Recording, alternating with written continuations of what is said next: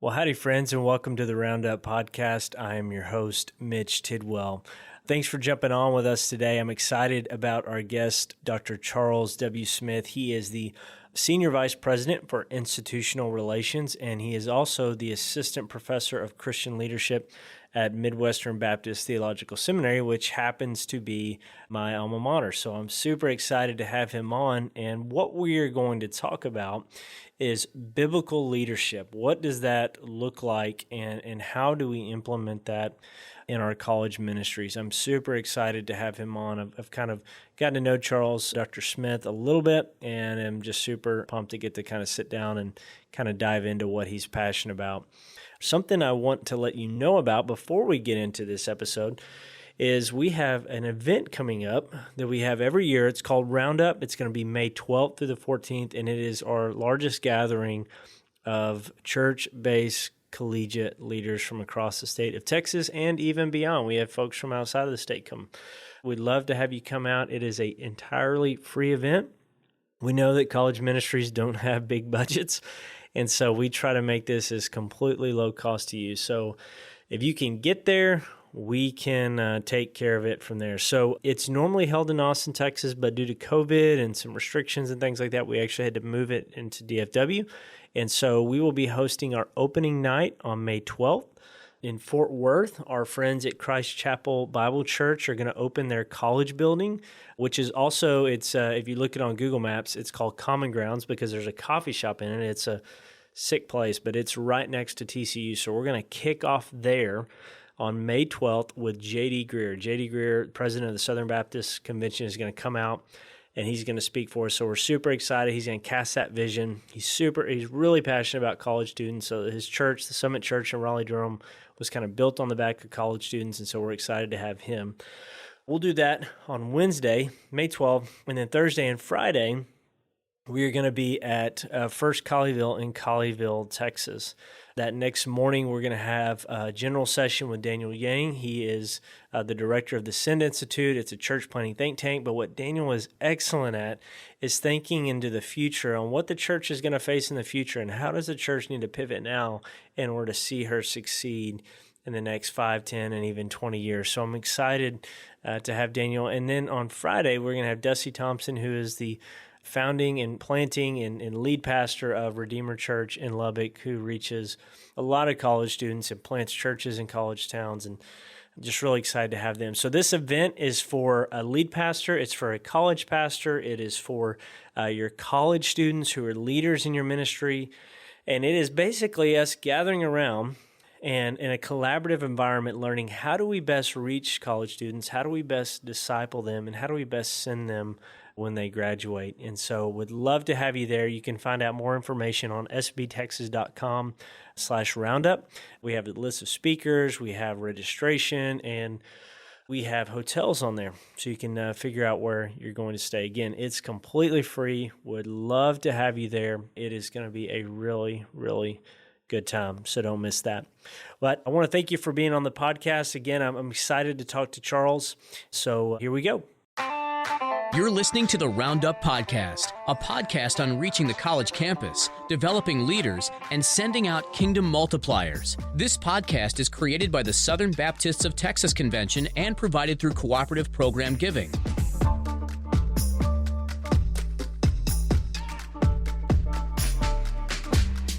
Well, Dr. Smith, how are you doing? I'm good. Thanks for having me. Yeah, glad to have you on. You've been a great follow on social media. And by the way, I need to tell you this before we get going, but one of the things that I love about you, and I'm about to put seminary faculty in a box, but your humor is really what has stood out to me on social media. And that was like, I'm like, hey, I got to get this guy on. He's a academic. He's funny. He likes leadership. I'm like, I got to get him on. Oh, praise the Lord! Yeah, I'm always eager for a good laugh. Yeah, you got a pretty great gift game too. I do appreciate that in people.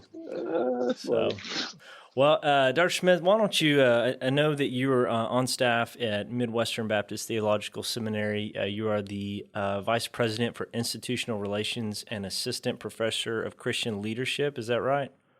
That's right. Awesome. Hey, by the way, they need to change your bio on the website because it still says Mr. Smith, and we know that that's no longer Hey, the there you go. Well, case. they gotta keep me humble. They they do. They got to keep you humble.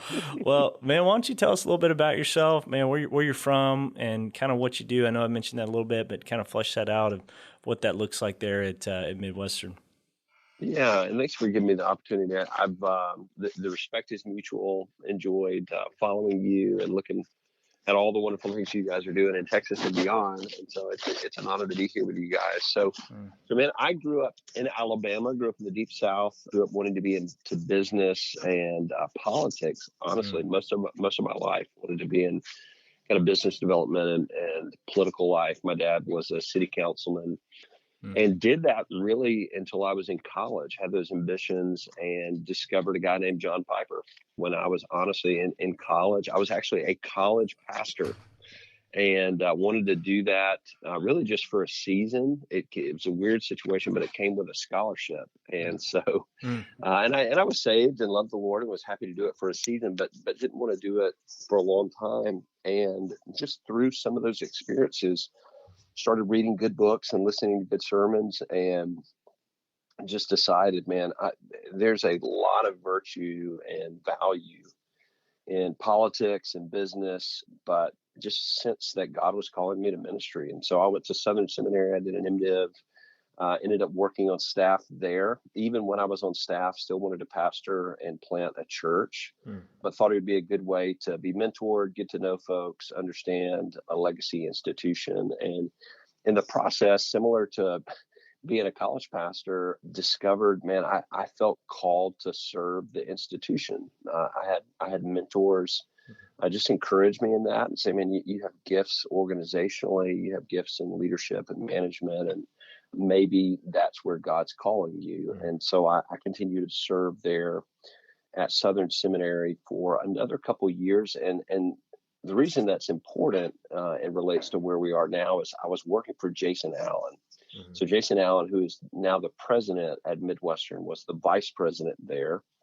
And we just became good friends and worked really well together and kind of saw ourselves serving together long term, one way or another, just given that friendship. And so when he was invited to consider becoming the president of Midwestern, we got involved and started praying about that opportunity. And by God's grace, he extended the invitation to us. So we've been here in Kansas City at Midwestern Seminary for 9 years or coming up on our 9th anniversary. Wow. And it's just been amazing. Southern Seminary, just to brag on them, and it's so easy to brag on them. Southern, to this day, again, they are the Southern Baptist Theological Seminary. They've been around for 160 years. It's a gorgeous campus, strong faculty. I mean, everybody knows the story. It's such an amazing school, and it was then. And so to leave that and go anywhere felt weird. It was illogical, and honestly, just kind of took a call of God, but in a way that's hard to explain. We just felt called to Midwestern, and it's a sweet thing to see now that God was calling us here to bless us and to do really amazing things through countless people here. So by God's grace, the school's been strengthened, faculty strengthened. We've built some neat buildings and all those sorts of things. But more than anything else, the Lord's allowed us to, I think, recover and help strengthen a vision for the church in Kansas City. So the thing I get more excited about than anything else is one, getting to help young men and women get fired up about serving the local church, but also connecting with local pastors and strengthening their churches. So, man, that's been a blast. So that's kind of who I am professionally. I'm married to Ashley. I met her in 7th grade. She was my girlfriend in 8th grade, and we tied the hitch the weekend after we graduated college, and we've been happily together since. We've got 3 little girls. Unless the Lord surprises us, I think we're done with children for now. And man, we're just having a blast. So part of that's getting to be on this podcast. Man, well, appreciate you being on. That's man, I really love your story, and I like, you going from Southern to Midwestern. Now, at your time at Midwestern, as you're leading there, what all exactly is your role? What all does that encompass? Yeah, I appreciate you asking. So I'm the senior vice president for institutional relations. So we have a president and three senior people. One is a provost. So the provost is the individual that oversees the faculty primarily, gets to determine who teaches what, when they teach it, how they teach it, those sorts of things. We also have a senior vice president for administration. So that's Jim Cregenbring. So he would oversee anything from finance to security to grounds, those sorts of things. And I oversee the division for institutional relations. And so that's kind of intentionally vague, but we oversee anything from admissions to financial aid to student life to marketing and communications to networking type stuff. Events like the For the Church platform, like all that stuff's under us, creating that content, those podcasts.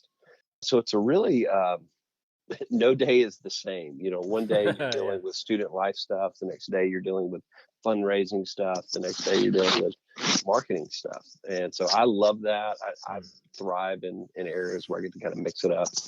So, yeah. So I'm going to take a guess at, I'm assuming you know your Myers-Briggs assessment? You know, is that, man? That's the four letters. Okay, yeah. So I'm high DI, like off the charts. DI. Oh, DISC. So DISC test. You're okay, high DISC. Yeah. No, I'm not sure I know Myers-Briggs. I'm an Enneagram guy. Oh, okay. Well, hey, that's servants by design. So you're a what? So we do, like when we're hiring someone, we'll do two different tests. We do servants by design, which is kind of a Christian inventory. That's awesome. If folks out there haven't done one, like you should totally do one. It's about $30. Service by design. Or servants. Oh, servants by design. Okay. Yeah, servants by design. Just Google that. There's a lot of different ones, but the one we use is about $30. But then we also do Enneagram, and so the servants by design is a lot more. It's kind of like DISC or Myers-Briggs, where it's kind of how do you work, right brain, left brain, those sorts of things. Enneagram is more why do you work? You know, what are you motivated by? Those sorts of things. So wow. So more than you wanted to know. So let me just take a guess. Are you an Enneagram 3? Yes. Man, I got it. There you go. Yeah. So I'm like off the charts 3 and 8. Those two things are really high. And how about you? What are you? So I'm a 1 and closely tied with the 3. It's as I look at both of those, I just see myself in a lot of them. I feel like I lean, as far as my motivations, I feel like it leans more towards a 1. Sure. But identified a lot of folks in ministry are there. Yeah. A good place to be. Yeah. Well, let me ask you this, Dr. Smith. When it comes to what made you, because I also see you're professor of assistant professor of Christian leadership, is that correct? And so what is, like, how did you get, I don't know, passionate about leadership? Like, where did is that something you've always been passionate about, or what has kind of caused you to say, hey, this is like what I love to hone in on. This is what I'm truly passionate about. Yeah. So I grew up, man, just hit the parent jackpot. Both mom and dad, great Christian folks. And in particular, my dad, I think, inspired a gift for leadership. I mean, both my mom and dad, it's looking back, sweet and kind of odd, but how much we talked about taking initiative and serving others and caring for others and just leading. It all boiled down to, like, be a leader. And I mean, no kidding. If you were getting out of the car in the carpool line in first grade, you would hear things like, be a leader, take care of other people, you know, those sorts of things. And that just always kind of stuck with me. Dad was on the city council of Montgomery, Alabama for 20 years. And he was always intentional as a young man to take me along and just allow me to watch him do stuff, watch him give a speech, watch him go to a meeting. You know, if he was going to a leadership conference, he would bring me along, those sorts of things. So there was always kind of this interest in it. I understood the significance of it. But all that came to a point of crisis. That was just kind of a technical, clinical interest in something. It really came to a crisis the older I got, and I could sense the significance of leadership, whether it's in business, in politics, or in the local church or institutions, hospitals and nonprofits and seminaries. Man, they course forward or stand still. Obviously, as Christians, we would say by God's grace, but humanly speaking, through leadership. Crawford Loritz, who's one of my favorite preachers, wrote a book called Leadership as Identity. And he says in the book that really the world moves forward through faithful and focused leadership. And I would tend to agree with him. If you read history, you read what you just go, man, somebody led. Now, sometimes they led for evil, they led sinfully, they led in fractured ways that hurt people. And there are other times where we can see that people led in righteous ways. But either way, it's undeniable that this is a thing that's really, really important. And we can get it wrong and hurt people, and we can get it right and help people. And so, man, as just a young adult, I just took it really seriously. And which is funny because I didn't grow up. I would not have told you I was a leader, even though I was hearing my parents say that. It was kind of out of obligation and maybe even shame in a way. Like I'm just kind of would feel bad if I didn't do these things. Yeah. But I didn't feel like I walked around looking to lead stuff. Yeah. And so some of those things have changed, but it's mostly just because I look out and see the need, sure, much like you do. Yeah. Yeah. Well, and I think even in the role here I have with the Southern Baptist of Texas Convention is, I think one of the things that I love about this role is getting to see the state from really a 30,000 foot view, getting to see many churches and many leaders. And as I have looked, around and you see churches with different pain points or needing resourced here or there, you see, hey, things aren't working here. What can we do to make it better? And I've seen just so much of what has kind of ached the church at times has kind of boiled down. You can kind of draw it all back to leadership. And I feel like that's really, I always felt like if we can create better leaders for the local church, we'll create better local churches or healthier local churches. Because I've seen so much too is that, is like every church or ministry is usually made in the image of their leader. It will take on their strengths and their weaknesses sometimes, especially if it's very centrally focused on one person. So as I've really, as I've kind of watched this, I think I've grown in my desire and passion because I've seen how much it can really, as you said, that, yes, everything does rise and fall in God's grace, but God chooses to use men and women and their leadership can affect those ministries. And so I'm kind of like, I just really believe wholeheartedly in good leadership for the sake of the local church. Well, Dr. Smith, let me ask you this. So I know recently you have just graduated with your PhD. What was I saw the book. You just got the hard copy, but what was your focus in that PhD? Yeah, so the title of my dissertation was Fear, Faith, and the Fatherhood of God Towards a Pauline View of Leadership and Change. So that's a mouthful. Wow, it is. But yeah, well, here's the thing I was trying to get at before everybody falls asleep. The simple view of that. Well, the simple view of that was, man, if you were to ask me, which I get asked a lot, I mean, I have the privilege of teaching leadership here at the seminary.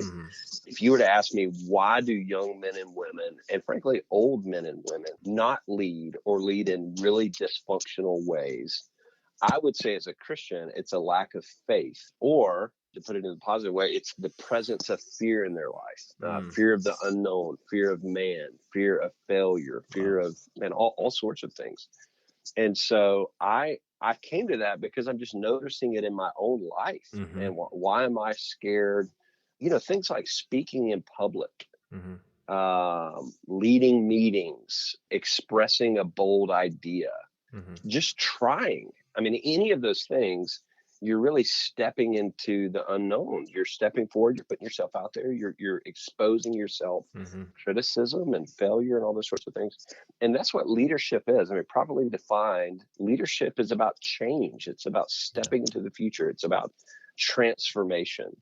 Well, if you won't ever get to that if you can't do it personally, right? You're held back by your own fear, and those sorts of things. And there's a sense in which that's so intuitive for us that, good grief, we hear that in worship songs. I mean, man, if you listen to the latest contemporary Christian worship, there's a lot of God meeting us in the valley and our fears and all those sorts of things. And we can mock that stuff. And sometimes we should mock that stuff. But the reason that resonates with us deeply as Christians is because we go, man, that is true.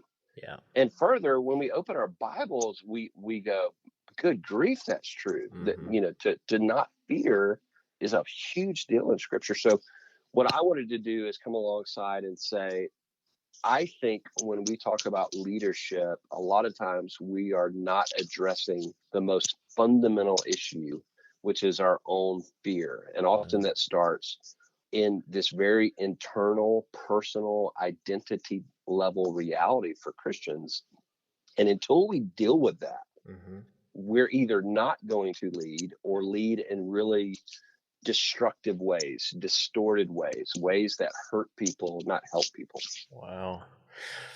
Oh, that's really good. And as you're talking about that, there's something that I have been thinking on for a little bit, just as I'm a very observant person, just always trying to take in all these different things I'm seeing. And I've noticed one in myself and then also in others that usually that fear really does. I mean, well, I'll put it this way. Like I remember as a single guy feeling very confident about who I was.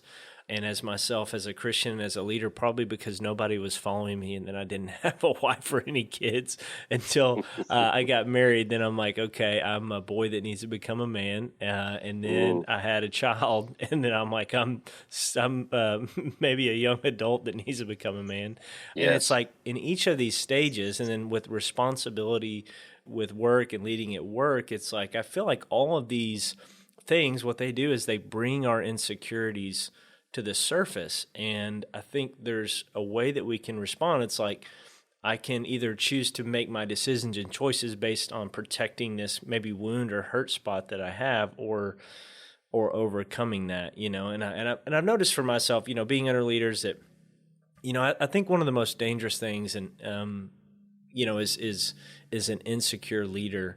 Having to follow that kind of person is just, it can be really hard. But I'm not trying to beat up on anyone here, but I think even looking at myself, I think I've just, as a 34-year-old man, it's like, man, there's still so much in me, insecurity in me that really that I need to, I think, be built up in faith, probably be more secure in my identity, because if not, like, I think that could be really detrimental down the road, especially if the Lord does decide to give larger influence with people.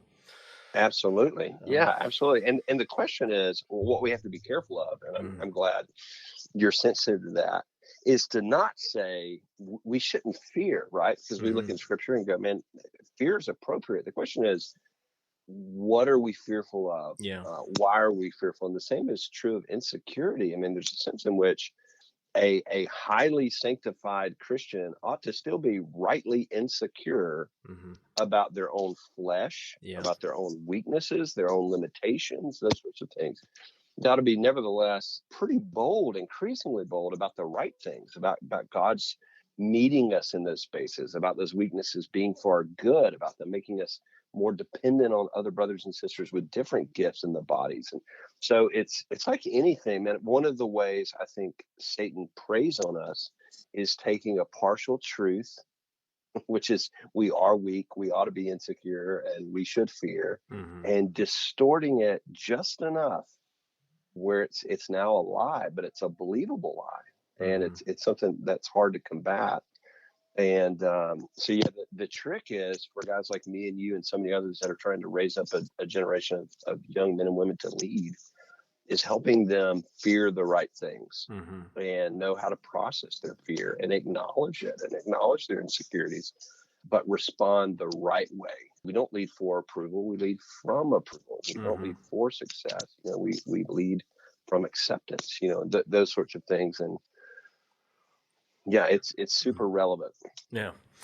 Well, how would you say, I mean, kind of coming back down to it, like I guess a kind of some language here. How would you define like biblical or Christian leadership? What does that look? How would you, in the simplest form, kind of define that? Whether that's a person in a local church or a nonprofit, that kind of thing. Yeah, so here's what I've learned, and it's going to sound like I'm geeking out as an academic, but just please trust me. I'm telling you, this is in the pews of your church. Yeah. When we talk about leadership and we talk about developing leaders for the church, we've got to be really crystal clear about what we're talking about and how we define leadership. Because here's what I've learned what happens. When you stand up, almost in any context, there are 15 different definitions of leadership in the room. Absolutely. So people stand up and say, hey, we need to be leaders. Well, for example, in an evangelical context that's probably largely complementarian, the women just tuned out. Yep. Okay, so that's something the men do. Also, in just about any context, the introverted people check out. The young people check out. The people not called to be a pastor check out. And so what I've tried to do is give some thought to that. Just anytime we talk about leadership, I want to be really clear what we're talking about. So really quickly, when you look in scripture, leadership is referenced in 4 ways: as a spiritual gift. A lot of people talk about that. They have the gift of leadership. We see leadership as a pastoral responsibility. This is something pastors are called to do. This is this church office. We also see leadership as something men are called to do. They're called to lead their wives and their family, that sort of thing. So there's leadership in that context. But I would say the most fundamental leadership reality that really ought to shape how we define leadership is what I call missional leadership. And I think when you look from Genesis through Revelation, you see God inviting us to participate in his mission to make himself known as Lord over all creation. God's moving. He's progressively revealing himself to us, pursuing us. And he calls us as little image bearers to join him in that. Like, man, what a privilege. And what I want to do is come alongside of that and go, there's a lot of ways we can categorize that. We can describe that. But I think one helpful way is to call that missional leadership, to take dominion. And so we define, in answer to your question, kind of the bedrock of biblical leadership is taking initiative for the glory of God and the good of others. So biblical leadership happens when we take initiative for the glory of God and the good of others. And the reason that's relevant, Mitch, is if we think about that definition, man, there's a whole lot of Christianity packed within that. Yeah. Right? And so it helps us speak to women and say, women, are you not called to take initiative in appropriate ways, but take initiative for the glory of God and the good of others? Young men and women that are 12 and 13, but have put their faith in Christ, are you not called in your sphere of influence to take initiative for the glory of God and the good of others? And so the other thing I'd point out about that definition, just really quickly, Mitch, and I'll stop droning on here, but this is relevant. A lot of definitions, in fact, I would say the most popular definitions of leadership today talk about influence. It's all about influence. Yeah. It's about platform. And my point is not to say influence is inconsequential or it doesn't matter. But what I want to say emphatically, like if people hear anything in this podcast today, what I want to say is when you look to scripture, God demands of us obedience. He demands of us faith. He demands that we take steps towards him and respond in faith with feet to move, right? He does not demand of us necessarily a big Twitter platform, influence with, citywide influence, those sorts of things. And so I think we should pray for those things. We should work towards those things. We should hope God would give that to us and then steward it carefully. Yeah. But the challenge is if that's the only way you define leadership, when you start talking about developing leaders, in most rooms, there aren't a lot of people with a ton of influence. And so what people do is go, I mean, as silly as this is, Mitch, but practically speaking, I don't have a lot of Twitter followers. I'm not an Enneagram, whatever. I don't like people that much, on and on and on and on and on. And they self-disqualify themselves. Yeah. But what you and I are talking about, if missional leadership is true, if it's true that every believer is called to take initiative for the glory of God and the good of others, they can't do that. They're disobedient to do that. Yeah. And so I think a good analogy is in the same way we are all called to evangelize, and yet some have the gift of evangelism. I would say it's also true that all are called to take initiative for the glory of God and the good of others, and yet it comes easier for some. Some may have the gift of that, see extraordinary results and influence as a result of their initiative, but we're all called to do it. Man. So I don't know if that's helpful to you, but taking initiative for the glory of God and the good of others, and I think we've got to be abundantly clear about that so that we don't disqualify people before they begin. I love that. I mean, because I feel like with it, as you said, as you're communicating that, you're not singling. And I think a part of like when you're communicating that, you're not tuning people out, and it's letting, it's kind of communicating to whoever you have around you that, hey, this is really biblical leadership. Christian leadership is for all people, and it's not just That's for right. people with your Enneagram 7s or 8s that are got a lot of charisma, that kind of thing to build influence. So I love that. Which, by the way, Yes. I did just look up. You do have 8,000 followers on Twitter, so it's time for a blue check mark. So just FYI, if you want to. Oh man, I don't know how you get those, but I'm sure someone can figure that I out. don't either. If you know a guy, let me know. All right, I will. I love it, man. That was really great. How would you say, Dr. Smith, that, can you give us like a couple examples of where you've seen that really play out, just that missional leadership? Like, who are the people that you watch, you say, these are the people that you probably ought to watch and learn from when it comes to missional leadership? Oh man. Well, it's easy to name big names, right? Yeah. Good grief. Can you believe what Kevin Ezel's doing? And can you believe what there in Texas that Adam Greenway's doing? Mm-hmm. And those would be perfectly good examples, right? They're taking initiative for the glory of God and the good of others. The things that are most persuasive to me, though, and again, those are amazing stories. The things I find the most joy in are kind of the unlikely leader stories. Mm-hmm. And they're, the introverted, shy person that had the courage to take initiative, step across the road and share the gospel with their neighbor. Mm-hmm. It's the stay-at-home mom that, had the courage to get some other ladies together and work on changes at the local school, like those sorts of things. As cheesy as that may sound, that really is where the world courses forward through millions of little iterations of courage, just gospel courage.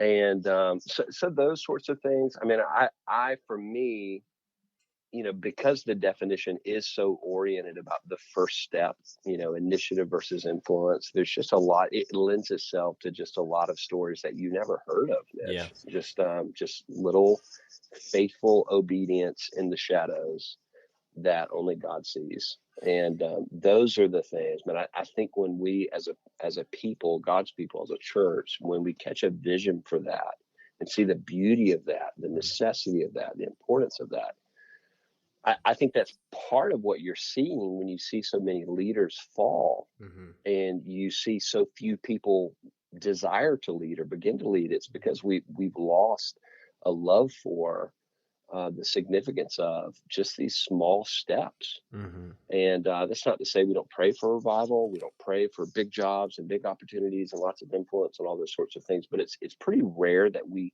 parachute into those things. It usually just starts with faithful obedience. And one of my favorite stories in Scripture is the story of Joseph. What I love about Joseph, I mean, you can't say Joseph doesn't have influence. I mean, there's a sense in which Joseph may have more influence than anyone in the known world at that time by the end of the story. Yeah. And yet it seems like the writer is so consistently focusing our attention on his just faithfulness. Like he's keeping his nose down. He's looking to God. He's concerned about the right things. And it's almost like God, he can't help but be blessed. And the point is to not be blessed. And I hope it don't sound like I'm promoting some sort of prosperity gospel here. But the point is, it doesn't seem like Joseph is busy updating his LinkedIn profile. Yeah. He's just being faithful and continuing to hammer the same nail, pray to the same God. And over time, the Lord seems to bless that. But it starts not with thinking about influence. It starts with faithful obedience. Yeah, that's good. What would you say? I know that, which, by the way, I graduated from Midwestern with my master's in theological studies, and when I got towards, I think I had 2 semesters left, I didn't realize that there was a focus in leadership. and I had already committed to preaching and pastoral ministry. And I thought for a second, I was like, I think I would rather do the leadership one, just because I don't sense in me like I love to preach, feel called to preach, don't necessarily feel called to pastor. And so I wanted to switch, but then I was like, man, I'll have to take like 2 more classes, and yeah, I'm just going to go ahead and get the preaching and pastoral degree. I'm like, I wish I would have changed though. I would have, I missed that. But the reason why I share that is because I was thinking about students. You see students that come in to Midwestern, all the time. And what do you think for them? Is there, we have a lot of our listeners have college age students or, around that kind of young adult age. What do you think is, in light of missional leadership, what do you think is like some of the optimism you see among college students, and then what's maybe some traps that you see in college students as well? That's a great question. I had the opportunity to teach on this recently, and I tried to answer the question, what are kind of the few things standing between us and what I think is biblical leadership or just effective engagement? And the 2 words I landed on was that we have a crisis of clarity and we have a crisis of courage. There's a crisis of clarity about what biblical leadership is and is not, and how to go about doing that. And then I think there's some of us that know exactly what leadership is and what biblical leadership requires of us. And that's precisely why we're unwilling to do it, precisely why we're sitting in the stands and simulating acts of real leadership when God's demanding and inviting us into something much deeper. And so one of the reasons I'm nerding out on the front end of this call on definitions of biblical leadership is for precisely this reason. I'm telling you, Mitch, if I stand up in front of 30 young men and women in a master's level class on leadership and pour truth serum down their throat and ask the question, are you a leader? You would be amazed how few people would respond in the affirmative. It's no, this again, that's what men do. I don't have influence.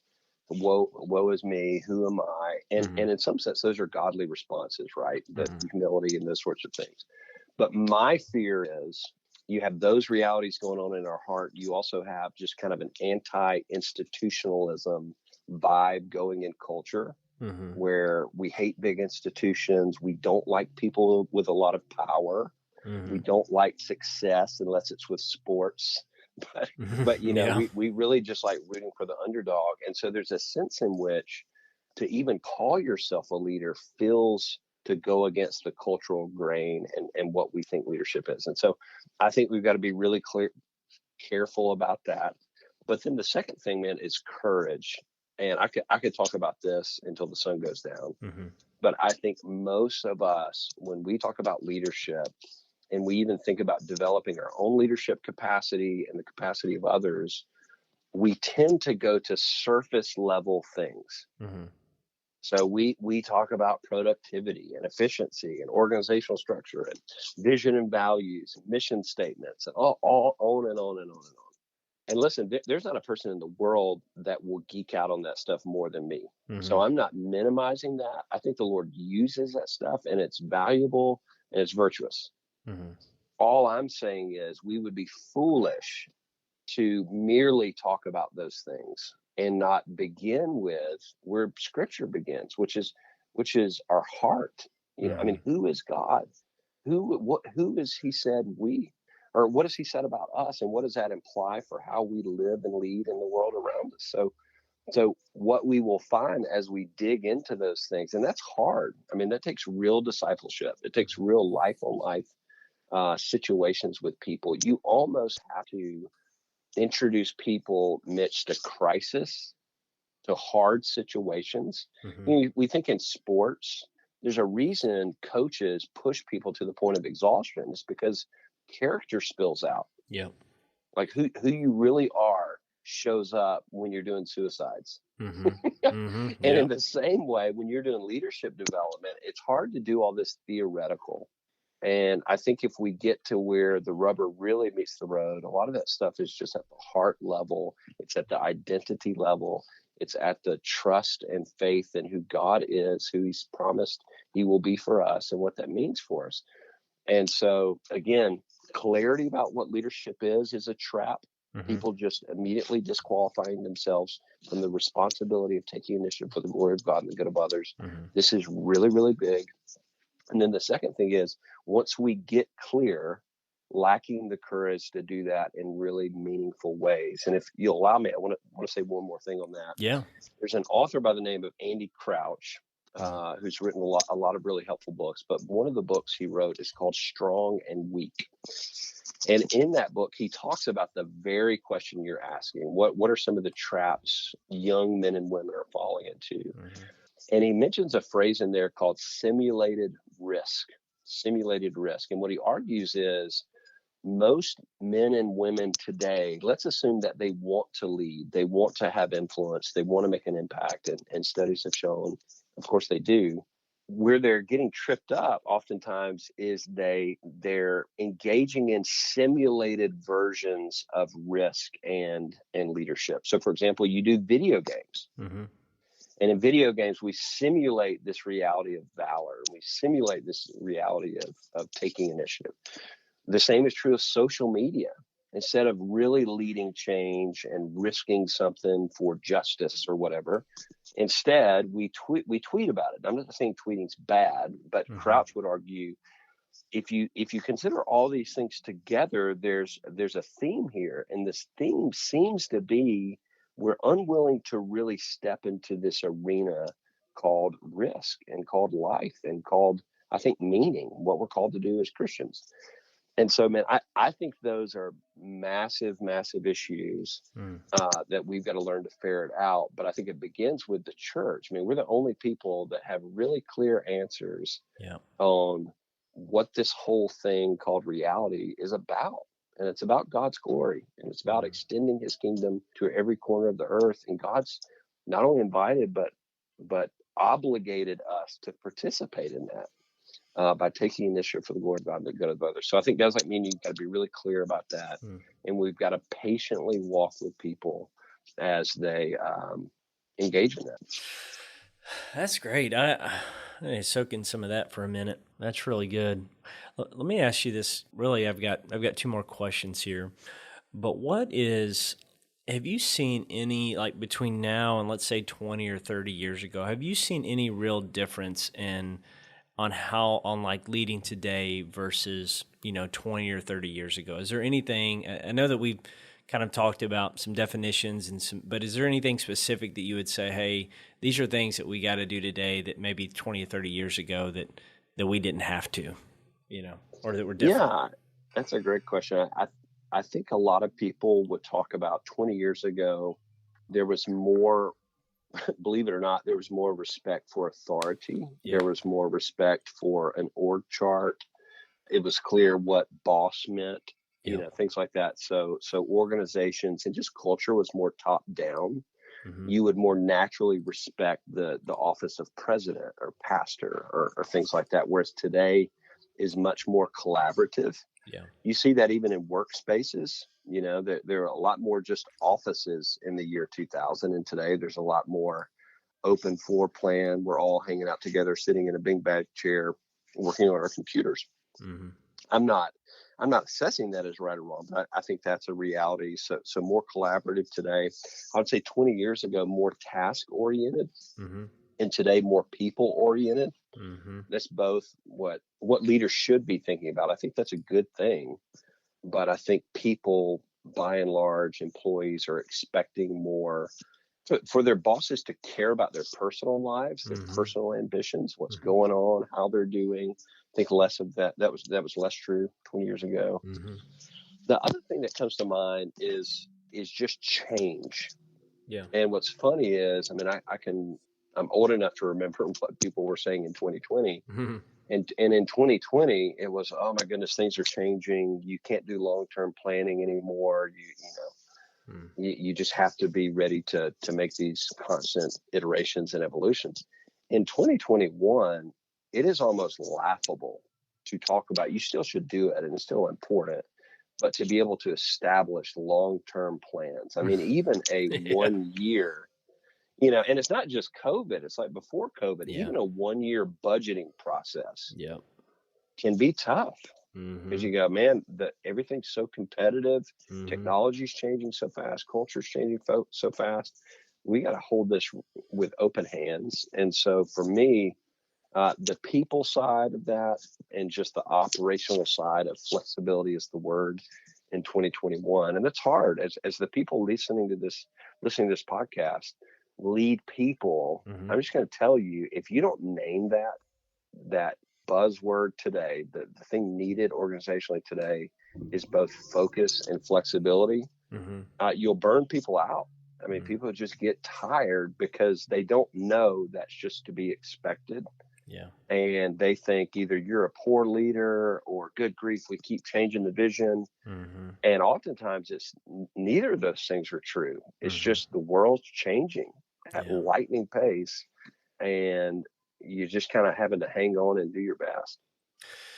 Yeah, it's so true. And I often wonder with, even with larger, I think we've seen this some in just in the middle of COVID and just the rapid change that came there. I mean, I felt in some ways you had, larger churches were, more equipped with even online type of ministries. But, it's kind of the bigger the ship, the harder it was to turn. And it just seems with how culture is so rapidly changing that being nimble is really quite the asset to just in leadership. So, Yeah. Dr. Smith, one last question here. What books would you kind of recommend, or any resources that you found helpful that may be helpful to some of our college leaders? Oh, goodness. Man, there's so many. And that is such a wide question. It's also a fascinating question. Mm-hmm. Right now, I'm leading some students and staff through 2 books. Mm-hmm. So I'll recommend those here. One is a book you've probably read called Leading from the Second Chair. Yeah. Leading from the Second Chair. Mm-hmm. And the truth is, we're all second chair leaders. All of us are men and women under authority. But most young men and women serving in collegiate ministries and things like that, Yeah. they find themselves very clearly in a second chair. Mm-hmm. And they're caught between wanting to lead and dream and unburden themselves from responsibilities and restrictions, Yeah.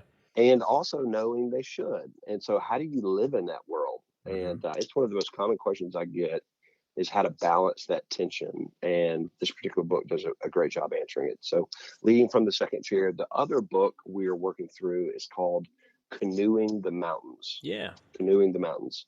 And, with any book I recommend, I don't obviously endorse every syllable or agree with every idea, but it is also a really good book working through just what does it mean to lead, and in particular, lead in the 21st century where, to use his words, so much is uncharted territory. Mm-hmm. So if you like history, it follows, good grief, the explorers, Lewis and Clark. It follows Lewis and Clark and their expedition. So it's just even fun to kind of read through some of what was going on, even out here in Missouri in their explorations, and then comparing that to what it looks like to lead in the 21st century. So both of those are great books. Those would be good recommendations for you. Awesome. Well, Dr. Smith, I appreciate you being on, and man, you gave us a lot to think about, and I thought some really helpful. I think so much we can get caught up when it comes to leadership of just more of a platform mentality, or even in today's generation, really thinking influence is more about what we see online than actually what it is in person, and leading people in obedience and in faith to God. So, thanks for your time, and thanks for just your insight and wisdom. I know that myself and our listeners are very appreciative of it. Oh, my goodness. Thank you for letting me drone on. And Mitch, so proud of you and grateful for your work in Texas and all that you're doing. Let me know if I can do anything else for you guys. Yes, sir. All right. Well, thank you, Dr. Smith. And friends, thanks for listening. This is the Roundup Podcast. Feel free to like, subscribe, comment. We'd love to hear from you when it comes to the podcast. Just get your feedback. And follow us on social media. It's at SBTC Collegiate on Facebook, Twitter, and Instagram. And we have a Facebook group called Roundup Network. You can jump in there. We got tons of leaders. You can idea share, collaborate, tons of stuff in there. We'd love to have you join. And so thanks for listening in, and we will see you next time.